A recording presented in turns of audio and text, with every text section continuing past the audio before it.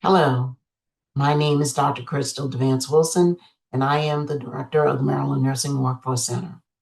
Thank you for your interest in the topic of pre-licensure nurse apprenticeship models. We know that nurse apprenticeships are a hot topic in our state. There are a lot of great points for and against implementation. The Workforce Center's goal is to educate the Maryland nursing community about registered nurse apprenticeships so that we can play a substantive role in any decisions made. And that's why we decided to host this presentation. Apprenticeships come in all shapes and sizes. Every state is different. Today's presentation highlights Minnesota's pre-licensure nurse apprenticeship model. I hope everyone will get something out of this presentation. And I thank Dr. Jennifer Eccles and Dr. Julie Anderson for making time for us today. All right. It is my pleasure to introduce Doctors Julie Anderson, who is the Pre-Licensure Nursing Apprenticeship Model Project Director at the Center for Nursing Equity and Inclusion at the University of Minnesota School of Nursing, and Dr. Jennifer Eccles, who is the Executive Director for the Center for Nursing Equity and Excellence and an adjunct faculty member at the University of Minnesota School of Nursing. Doctors Anderson and Eccles will share really insightful information on pre-licensure nurse apprenticeships that function out of the Center for Nursing Equity and Excellence at Minnesota's Nursing Workforce Center. This program represents a difference in the current model of nursing education and increases nursing's ability to serve community needs, especially for hard-to-fill nursing positions, resulting in significant return on investment for healthcare agencies and colleges while increasing support for student success. And without further ado, I am going to ask that Doctors Eccles and Anderson take the floor and begin their presentation. Thank you, Dr. DeVance-Wilson, and thank you for inviting us to do this. As Dr. DeVance-Wilson mentioned, we are Minnesota's Nursing Workforce Center at the Center for Nursing Equity and Excellence, and we have this project that we've been doing for a couple of years. We'll set the stage with a little bit of data to start with, and then get into, what we've been doing with our project for apprenticeships. And just to clarify, these are non-registered apprenticeships, so they are not registered with the U.S. Department of Labor, though we are working toward that. But there's several different hoops to jump through for something like that. But this model that we're using does really solve some of the long ongoing things that we have. I'll start off with just going through some numbers so you can see where we're at right now. And then we'll get into talking about how it financially works and how it works for the students, for the colleges, and for the employers, along with having a central agency that really convenes everyone to make this happen. And the reason for needing that central agency is there is a lot to do to get people together on this and to go through some of the minutia of what you need with a program like this, which is why it doesn't happen naturally for this to go on. Again, I'm Dr. Jennifer Eccles. I'm the executive director of our center and Minnesota's Nursing Workforce Center. I also work nationally with the National Forum of State Nursing Workforce Centers, which is how I know Dr. DeVance-Wilson. We're very active in that capacity on a national stage as well. And let's just advance on. I'll show you actually what I also want to tell you is for anyone who may be visually impaired, I just want to make sure that I'll be describing when we have pictures out there. I should describe myself as well. I'm a mid-50s woman, wearing a burgundy blazer, a black shirt underneath, blue framed eyeglasses, longer dark hair. Hopefully look a little younger than mid-50s. And I've got a background behind me that has the logo for our Center for Nursing Equity and Excellence and is on an aqua background. So I will show you our next slide is a chart.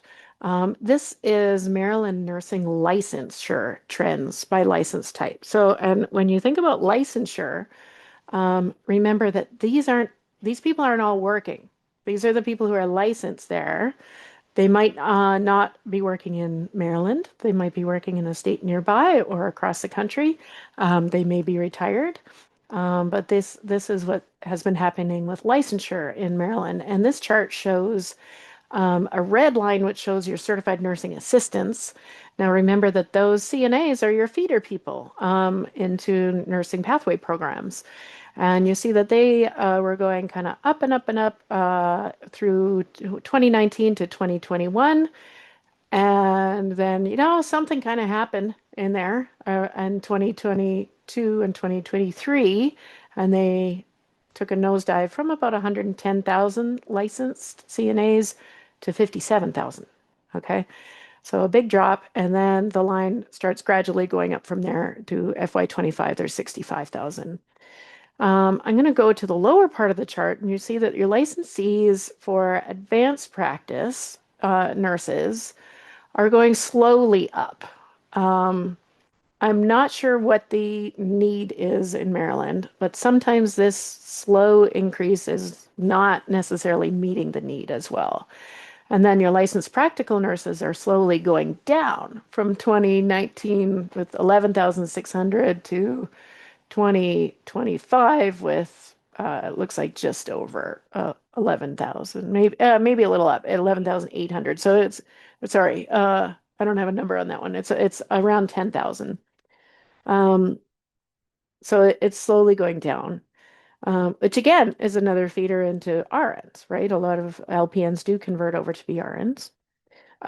Registered nurse line starts at about 81,000 in 2019 and lands at about 90,000 in 2025. Kind of a little zigzag up and down there. But I can tell you this is not going up by 6.6%, which is generally nationally what is needed in your increase in registered nurses. So even though you see a slight increase, it's very likely not enough to meet the need. The next slide I'll show you is also from the Nursing Workforce Center, and that is showing a chart with two lines on it. And this is employment versus demand and supply. The supply line, this is for this is HRSA employment projections. The supply line is a lot less than the demand line. So you can see here that, for instance, in 2022, the supply was 44,390 RNs, and the demand was almost 57,000. And projected out by 2037, supply is about 55,000 and demand is about 69,000. So we're not meeting what we need. So that's just kind of setting the stage for why we need to do this. So why we need to change up how we're teaching. And this is in Maryland, and this is supply and demand of nurses. Okay, so this is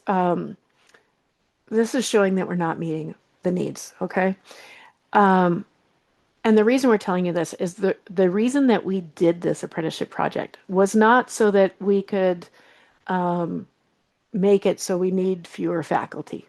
Okay, it is making it because faculty are very precious. I don't know pretty much any reason why you would ever want to lay off a nurse faculty. They're really hard to find, okay? What we need are more nurses coming out into the nursing workforce. So, and nurse faculty are already doing everything they can, okay? So we need to find a different model, a different way of doing things so that we can meet this supply over the years, all right? So I'm going to turn it over to Julie to introduce herself. And I do see the one question in the chat, why were there 90,000? Why the gap? Remember, we were talking about licenses versus people working. Okay. So that's what you're showing in your data. But I'll turn it over to Julie to introduce herself and go through some of the things. Thank you, Jennifer, and greetings to everybody. It's great to be here with you today for this discussion. And I thank you for your interest. I'm a woman. of undetermined hair color that's kind of short as I recover from cancer treatment. And I'm in my late 60s, retired dean. On this slide, there are chronic issues that we all know about causing the inability to increase capacity in nursing education programs. The table on this slide has two columns. Column 1 has a list of 4 major issues for the education of nurses, and column 2 offers a PNM-related solution. The first issue is faculty shortage that are moderately to strong issues for nursing, especially in non-metro areas, but also in many urban settings. The PNM model works to maximize the impact of current faculty by increased use of preceptors throughout the last year of the nursing program, thereby lightening the clinical teaching load and aligning salaries better with job duties. We are just closing year 2 of our program, and we have not had issues with recruiting preceptors. The second issue is clinical learning opportunities. Securing a wealth and meaningful and diverse clinical learning opportunities can be a challenge, especially if clinical faculty are actively supporting 1 to 10 nurses in the clinical setting, whatever their state regulations support and the program assigns. The preceptor or DU model moves the one-to-one clinical instruction of students to other highly skilled nurses, which are staff nurses. Thereby, faculty transfer to providing indirect supervision of the student preceptor dyad, and they work to ensure assessment of course learning outcomes and attainment of program goals or objectives. Preceptor training is provided by the academic program according to their accreditation, standards, and policies.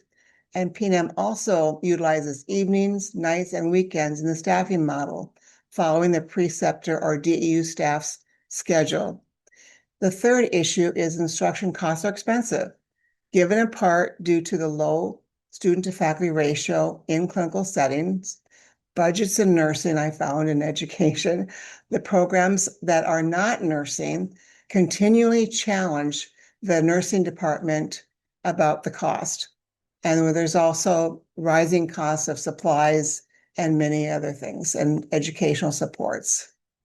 So PNM does offer the opportunity to reimagine how we educate, specifically how we can use educational extenders in our profession, and really enforces our goal to give back to our profession.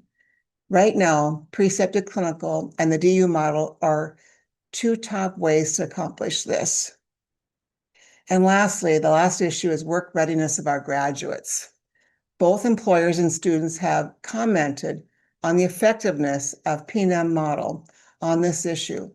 Both state comments such as increased confidence in clinical decision-making and professional identity formation of the students, stronger cultural integration, reduced experience competency gaps, and a nurtured and supportive pipeline of compassionate, competent nurses. So let's talk about the responsibilities and supports. Next slide, please. This slide lists the major responsibilities and student supports in categories of clinical employer, the PNM career navigator, the PNM program director, and the college or program student services. The employer, they interview prospective apprentices that are in good standing with their academic program, are 18 years of age or older, and have the ability to work in the United States. Employers hire the apprentice for 40 hours a week with benefits for the last 2 semesters of the program and pay them according to the current CNA wages, but at least $20 an hour for our grant requirements.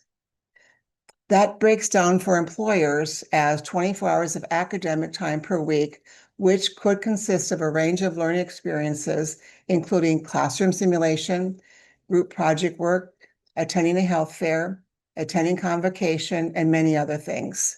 To make up the rest of the 40 hours, students have 16 hours of in-house precepted or DEU clinical education. The PNM Career Navigator for us is a non-nurse, but rather the person is a student specialist. A key role for this person is tracking student progress in the program, through the management and with the program director of the LMS, which we use Canvas, and documenting case notes in the student files. They also coordinate any needed support services to augment those of the academic institution, which may include funding of gas cards, scrubs, work shoes, addressing food insecurity issues, daycare expenses, and at times, car repairs and relocation due to unstable domestic issues. The project director leads all aspects of the program, is in charge of program operations. It is imperative that this person provides high-level coordination and a communication, especially when the program is new, to strengthen the valuable relationships between partners. PNAM is one of the partners, and the academic institutions are the other second wing, and the third is the industry or clinical partners.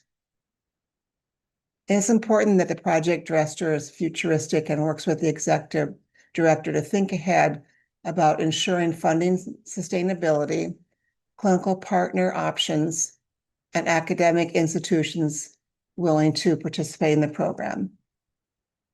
The person's also involved in marketing, program relations, website management, curriculum consultation, and that's just part of the job description and scope. Lastly, the College's student services play an important role.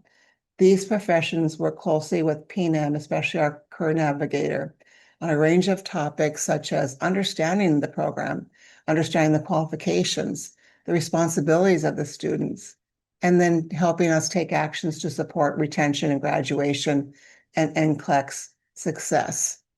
We also work with tutoring supports and augment that if needed.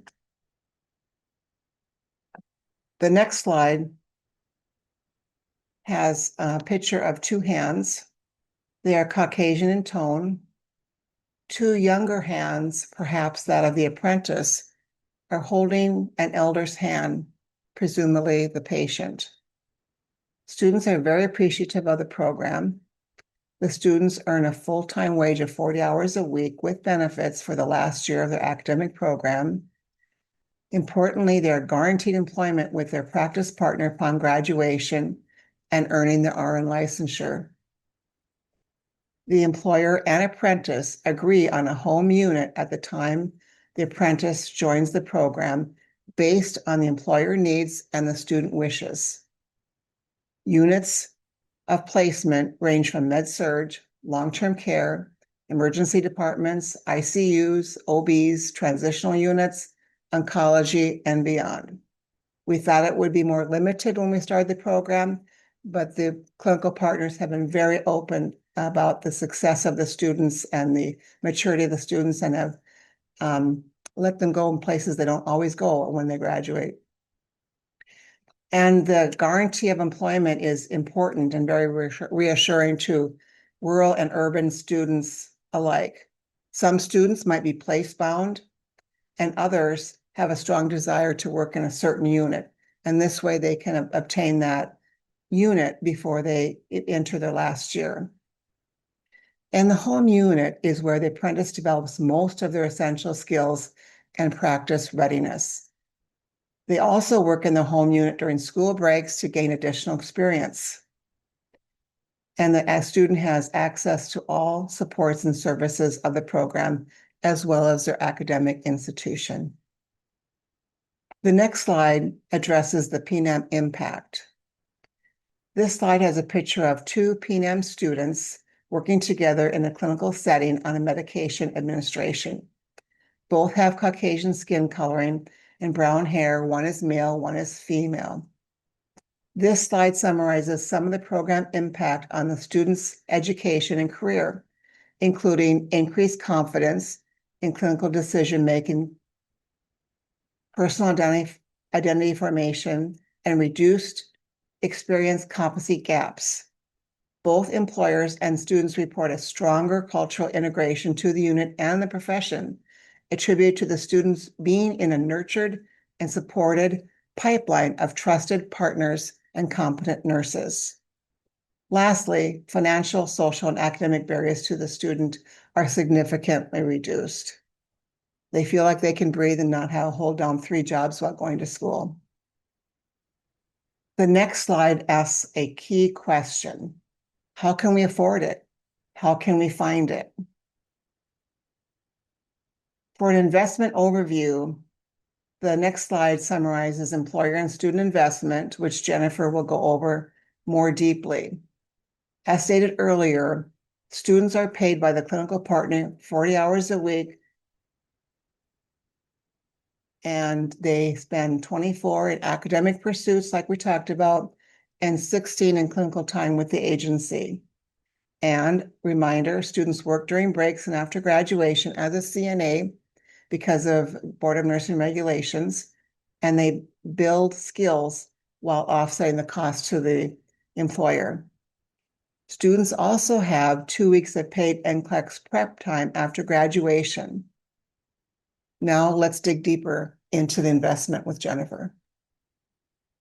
Thanks, Julie. I just want to go over this again, and I'll go back to the last slide because I don't know if we spoke a lot to it, and my slides are advancing a little bit slowly here, so my apologies for that.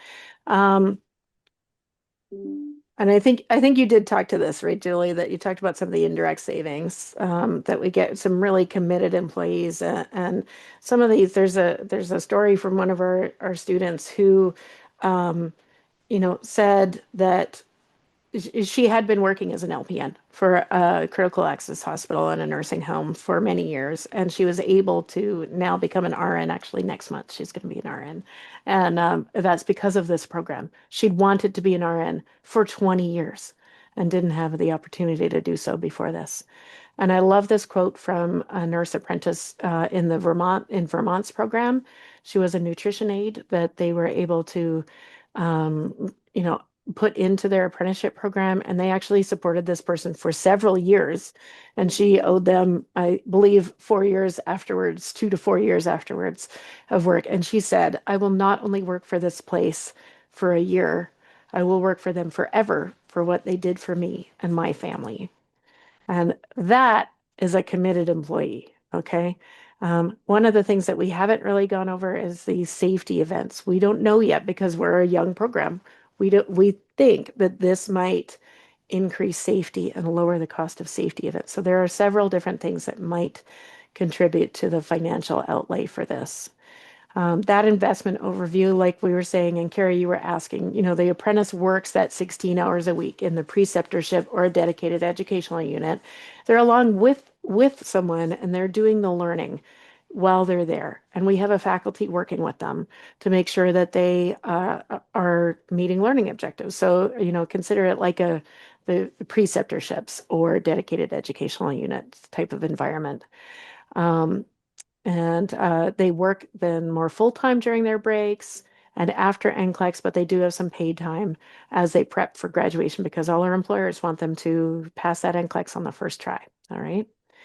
Here is a lot on this slide. You can probably go back in the recording and pause it to take a closer look at it. This is a chart that I'm showing you of the investment overview. So this is the how can we afford it sort of a question, all right? This is, we show the calculation kind of at the top of how we're figuring out the money. We show you that wage going across and how much it costs for the apprentice for the wage, plus their benefits. And then we add in for program operations and student support. So that's the money they might need to fix their car, to get a new uniform because, one is getting torn or old, help them out of have someone who is there and can help them out of a bad situation. And one of the things that Julie mentioned was the domestic violence situation. We did have a student in that we were able to help out. She wouldn't be a nurse today if we hadn't been able to help her. And she would have been in a terrible situation, so we are very grateful for this, but it does take some money to be reinvested from the employer back towards operating this program. So if you look at the total cost and the total investment is just over $17,680. Okay. And that's after you take away sort of the offset of a CNA. So when they're working over the winter holidays, over spring break, over a summertime, They can offset a CNA, and so you can offset some CNA overtime, some, and different costs like that that can help with the cost, the investment cost. The returns that people get, they are rooted in, and so this next slide shows an overview, and then I'll show you the money afterwards in the chart. Um, this is designed to save healthcare systems. It saves in the cost of recruitment and the cost of orientation, cost of turnover. Turning over an RN across the United States costs over $60,000 for the healthcare systems in general. It's around 62 to 63, depending on who you talk with. It can save on overtime. It can save on travel nurse time. It's basically a grow your own. Okay, so you're increasing retention that way, loyalty. You're increasing work readiness of these graduates, and you're decreasing those onboarding costs. So the calculations coming on the next slide make a few assumptions, and we'll get those out right away. Okay, we'll answer some of your questions towards the end here. The apprenticeship will mitigate. One of the assumptions is the apprenticeship will mitigate 2 8-hour shifts per week of overtime after they're employed. Okay, so this is after they're done school and they're out working. We're going to say they're going to save 2 8-hour shifts a week of overtime. They'll need half the orientation time. What we're seeing so far is they need half to almost zero of the orientation time because they've been working on that unit for that employer for about a year. Okay.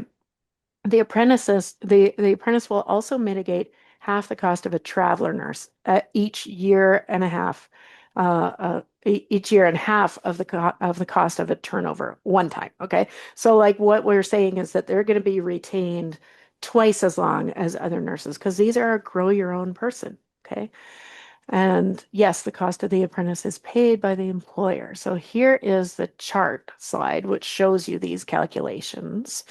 And I'm sorry, it does take a minute for my computer to move them over. So recruitment, the base cost estimate for recruitment, and this comes out of literature, is about $12,000 to recruit an RN to an organization. We are saying that we're going to decrease that by 100% just one time. Okay, so in year one, we're going to have $12,000 in savings. All right. Orientation, we're going to take $27 an hour for about 10 weeks. So that's $2,700. We're going to decrease that by half. And so that's in year one. That's a decrease of, $1,350. Overtime, if we say that we are going to decrease by 2 shifts annually, okay, the base cost estimate is about 4 8-hour shifts a week, $60 an hour for 52 weeks. We're going to decrease that by 2 8-hour shifts a week, which works out to about $50,000 a year in savings. Our in turnover is about $61,000. We're going to decrease that in year 2 because your person's going to stay, right, for 2 years because they're a loyal employee. So we're going to decrease that by about half, and so about $30,000. And your travel RN cost, we're going to say that there's about a 50% decrease in that annually, which works out over 2 years to be almost $80,000. So your cost savings, your return on this investment after 2 years is like $222,000. Okay. So if you look at that versus, your investment, and we'll show this together, okay? So if your investment is $17,680, all right, and your total return on investment after 2 years, this slide I'm showing you, by the way, has a chart in it showing you what that return investment is on the various different categories. If you're just saving on recruitment, okay, you don't have a savings, right? You're saving about $12,000 on recruiting someone, but your investment is over $17,000. You're going to have a little bit of a cost of about $5,000 for this apprentice. If you're only saving on orientation, you're having a significant cost because you're not saving a lot on orientation, but it is a little bit. If you're saving on overtime, you have about $80,000 in savings. If you're saving on RN turnover, you have about $12,000, about almost $13,000. And if you're saving on travel RNs, you have about $61,000 in savings. So you have to look, if you're an employer, you have to look at where are your gaps. Are you paying a lot of travel nurses? Are you having a lot of turnover? Are you paying for a lot of overtime, right? Then you want to look at what am I going to mitigate by hiring this apprentice, okay? And if you save on all of them, you're saving over $200,000 just on investing, under 18,000 in an apprentice. All right. So it's when you start to look at it this way, it becomes very interesting in how to do this. All right. Um, and it's hard. You might start to think like, wait, why is my hospital not thought of this already? It's because a lot of these different categories are in different budget line items. All right. So if you're recruiting and orienting a new nurse, you have that in a totally different cost center to your overtime cost center or your traveler cost center, right? So matching those up becomes an exercise in a lot of communication. Okay. And so that's why it hasn't necessarily um, been seen as this in a while. Okay. And, it's really hard to put this together.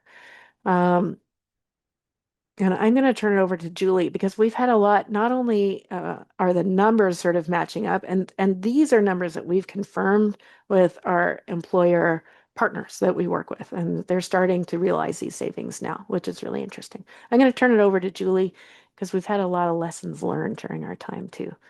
So we'll advance this slide and it'll come to you in a minute here. There you go, Julie. Thank you. Thank you, Jennifer. And I just want to reiterate that ROI and investment will be a little bit different for each agency. And Jennifer works really well, as do I, with them to be specific so they really know what they're getting into going forward and what their returns will be. I just wanted to backtrack just a little bit because I saw a question in the chat. The students are paid 40 hours a week, and 24 of those hours are for academic pursuits and 16 for clinical time. During break, the clinical partners handle things a little bit differently. The student has to work to the minimum of the benefits requirements for FTEs. Sometimes it's 0.6, sometimes it's 0.75, depending on the agency and their policies. But students also earn PTO as an employee. They can choose to take PTO during winter break, spring break, and other times during the year that they have personal interest in taking time off. This is really pleasing for the student. So the slide here has a picture of two P&M nursing students working at a computer in the clinical site on a quality improvement project, and both are women. One has dark hair and one has light hair, and one appears Caucasian. They both appear Caucasian, rather. So what we find is that communication really needs to be high level and continuous. We hold operational meetings every 2 weeks with all of our clinical partners, and they're somewhat segregated into the clinical agency that they're at and the nursing program that they're at. But we find that there's robust attendance. Oftentimes I'll have at least 20 people in there, anything from a professional development nurse, a recruiter, the director of nursing, many different people. And these are times that they're as short as they can be, but they often last an hour because we're always doing quality improvement.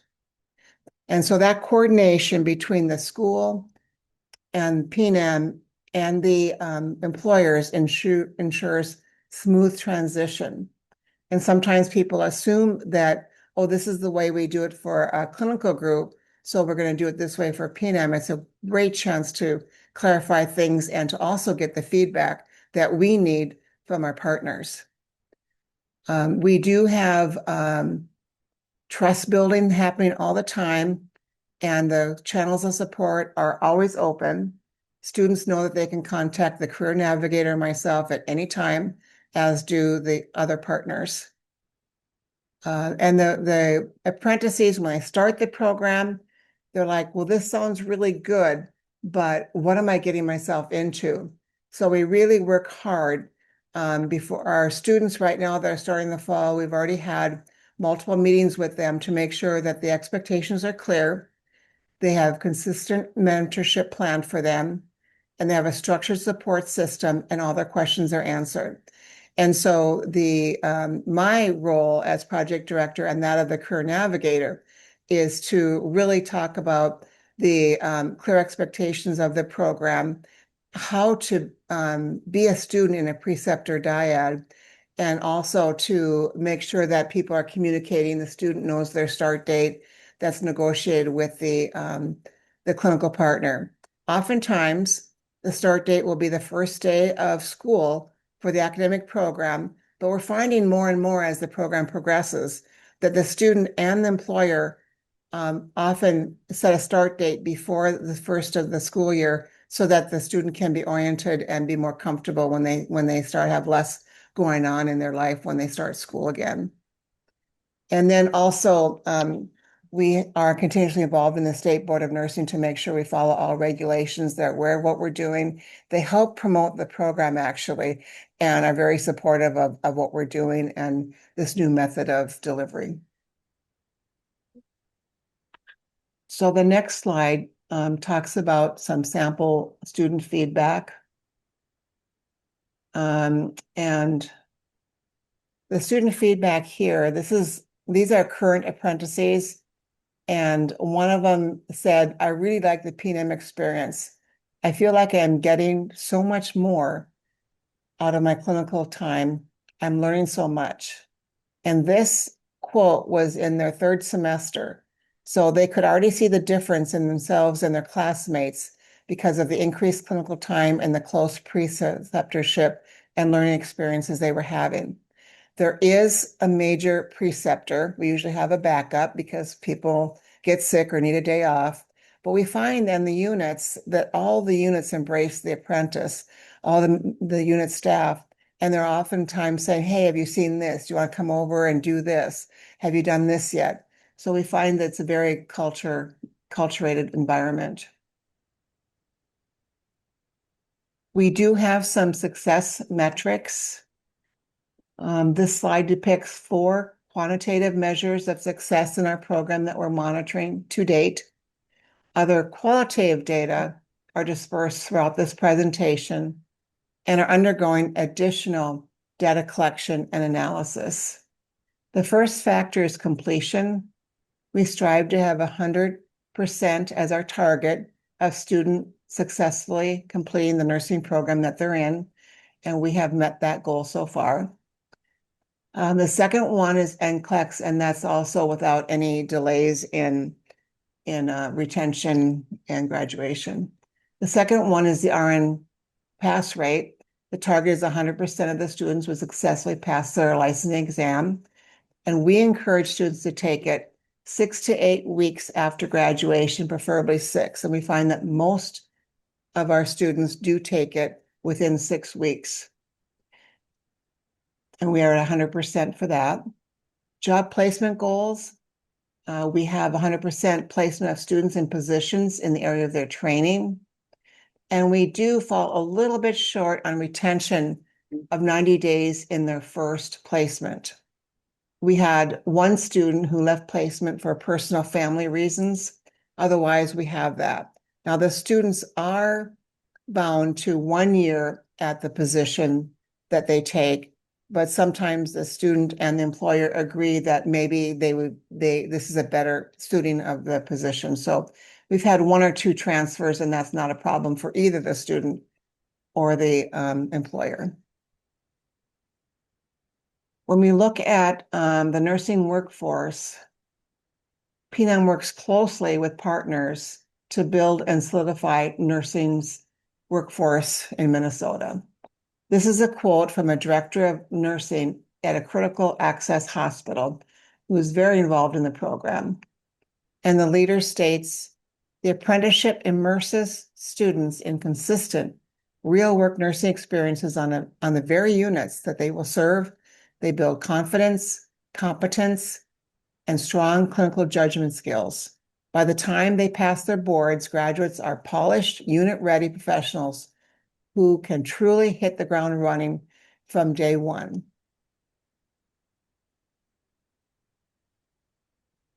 when we look at long-term solutions and problems, this slide summarizes really what we talked about so far, that are faced by the academic partners, by the clinical partners, and by students themselves in a side-by-side providing a PNM solution. And the goal is to support our academic partners and the challenges of faculty shortage. It's to reduce recruitment and other costs associated with high turnover and staffing for our clinical partners, as well as to secure a very stable and a progressively incoming nursing workforce that has all the skills that you would expect for work readiness.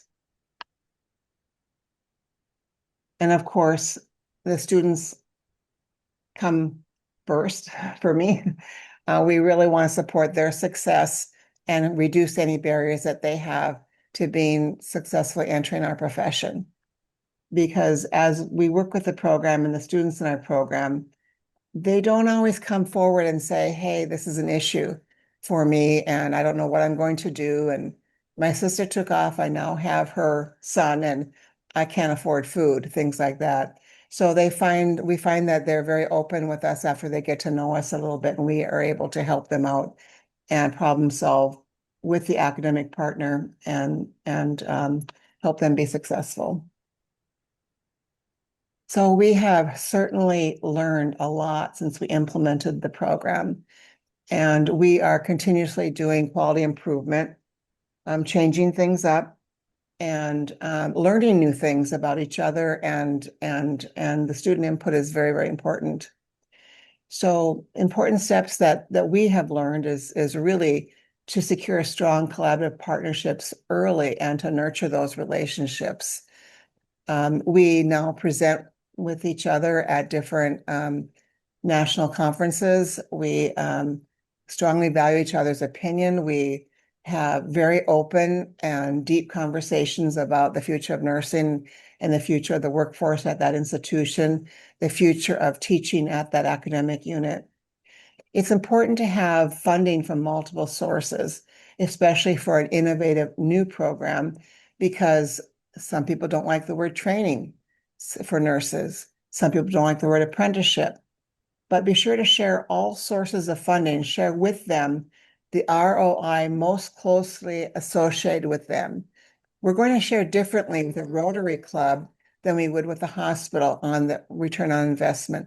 We're going to share more broadly with the legislature as we look towards funding.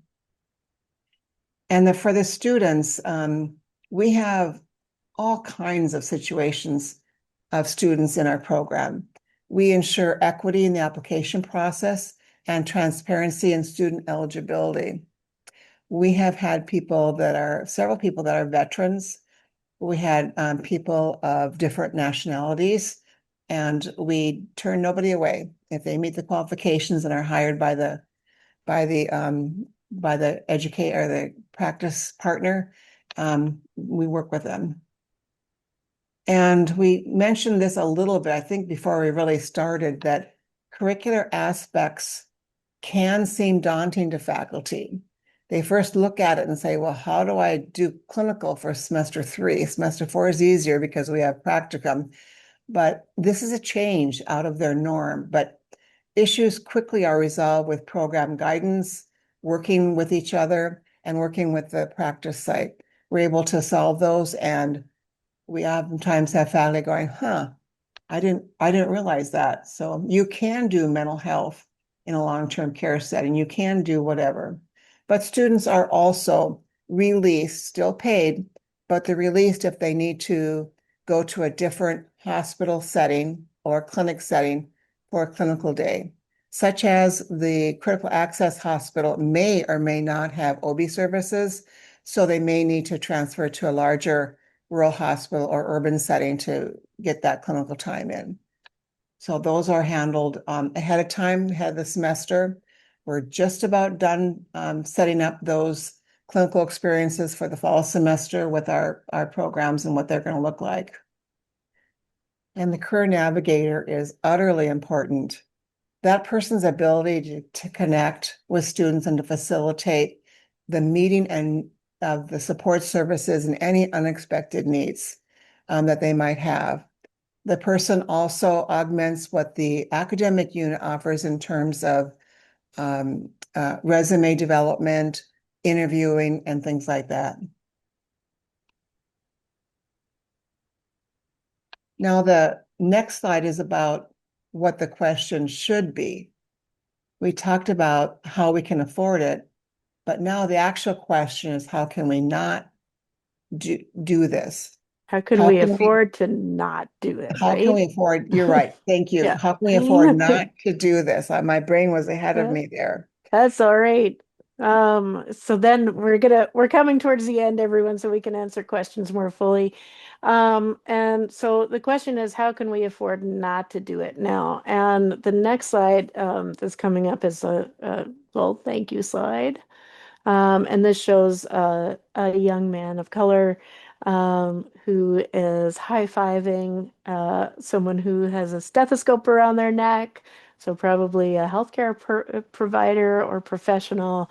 And it looks like a woman beside the young boy as well. And so we want to just thank you for having us here. I do see a couple of questions in the chat. I've answered in the chat as well as I could, but the last one was about preceptor availability, and I know that's a challenge across the nation, right? We have that too. In some cases, we've used more than one preceptor, so we might have someone who is a really experienced nurse but is working half-time, right? And so we have another one that they can team up with, and maybe two preceptors could take on a student. We They're also just viewed very differently.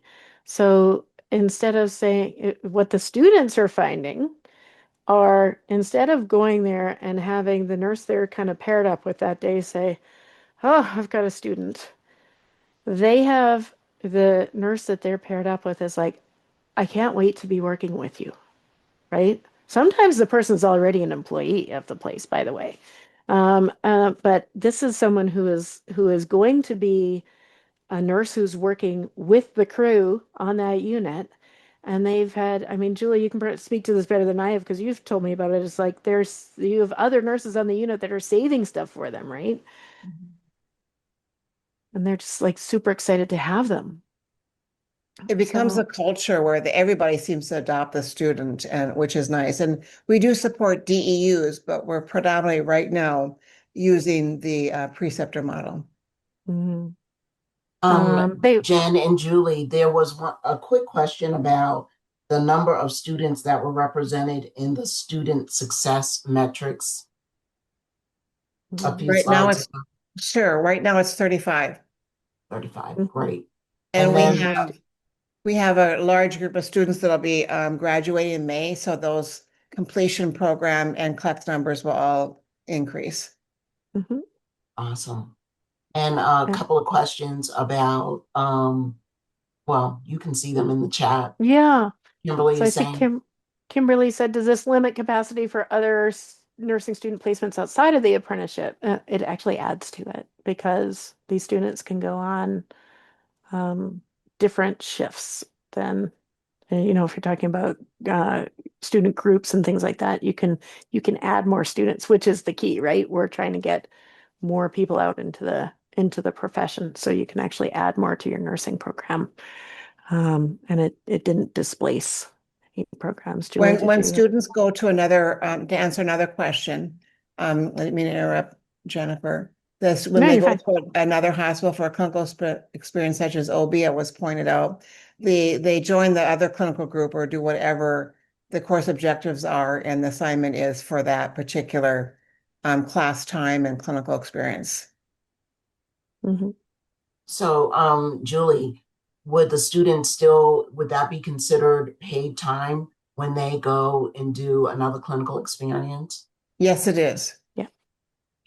Can you talk to us just a little bit more about what clinical looks like? Because when I first had this conversation with you guys, it really looked like practicum to me. But can you share just how the oversight works with the student from the school perspective? Sure. You know what? I'm going to turn that over to Julie in a second. I just want to like roll through and just show you a couple of things that'll to get them in the recording. Um, that we have just three more slides that I am not going to read through, but we thought we'd provide them as materials for you. And these are the expectations of the PNAM project operations and the people that we have here and kind of what their roles are. And then we have expectations at the academic partner of their nursing education program administrator, expectations of the faculty, and expectations at student services. And then the last one is expectations at the employer or the clinical partner. So what the employer does, we ask them to provide a liaison to the program, and which is sometimes someone from HR or from talent acquisition or someone like that. We also have the clinical supervisor, and we have the preceptors and the DEU nurses that we work with directly as well. And then I can stop the share so that we can talk a little bit better. So I'll Thank you turn for it over sharing to that Julie. information. So in the model that we have, it is similar to a precepted or DEU model, absolutely. Because those are skilled nurses that are prepared to educate these students.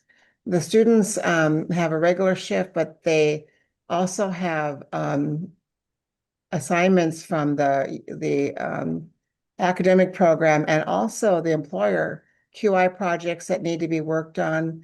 They'll work with the manager. They'll leave the preceptor for several hours, go to a meeting, work on that, give feedback. So they get to do some other things if the unit is such that they can. They oftentimes worked into the program. They learn how to manage multiple patients, delegation, leadership on the unit. And so they circle back. We focus a lot on the head to toe assessment and making sure they're very strong with that. And they also have clinical judgment papers that they complete every couple of weeks. Other questions for Dr. Eccles So and Anderson? I see the one about the hospital cost for the apprentice, about 17K. So they're paying for the 40 hours a week during the semesters, right? At about $20 an hour. You can go back in the recording, take a look at those charts that were up there, and please do your own calculations. It's amazing how it ends up working out. Um, so it's usually a 15 to 16 hours, or sorry, 15 to 16 week semester, right? So you look at about with benefits, say $26 an hour. And that's why it works out to about 17, depending on the weeks in the semester at your college that you're paired with, 17 to $18,000. And then on the back, the thing is, there's that savings on the back end. And like I said, those savings are in different budget line items. So it is difficult to say this apprenticeship caused these savings in overtime, right? But you need to, because then what you get to do is say, we have these savings in overtime. I'm going to reinvest that in another apprentice. Okay. So you can have some funds that just kind of circle and reinvest themselves to keep your place staffed. And along those lines, we actually just lost one site that had been taking 3 apprentices each semester because they're all staffed up. And they have never been fully staffed up before. This is a rural, remote, critical access hospital, and they've got all the nurses they need. So now they've moved to other critical access hospitals and long-term care facilities, and they're recruiting apprentices for next year for those locations. Mhm. Jen, do you see that question from Lisa Seldenbridge in the chat?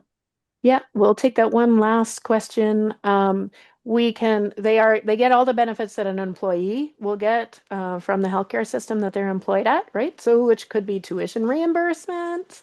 We don't pay their tuition, okay? They get that from scholarships or tuition reimbursement and that kind of thing. They also get the benefit of Julie and career navigation and extra tutoring. They get the center as, we are people who are neutral, right? That they can talk to about what's going on in their lives, right? That's going to help to keep them in the role. Yeah, our employers are offering them healthcare benefits too.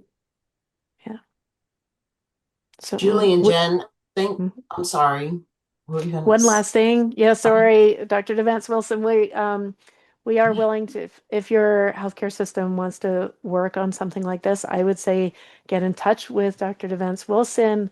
We can help as well with consulting over, and I'm sure that she can help as an intermediary to potentially getting a program going. But Thanks, everybody, for being here today. Thank you, Dr. Eccles and Anderson, for presenting to us. We are very grateful. We know of all these challenges and are always looking for opportunities to be able to get more nurses. And yes. So if you have any questions, reach out to me.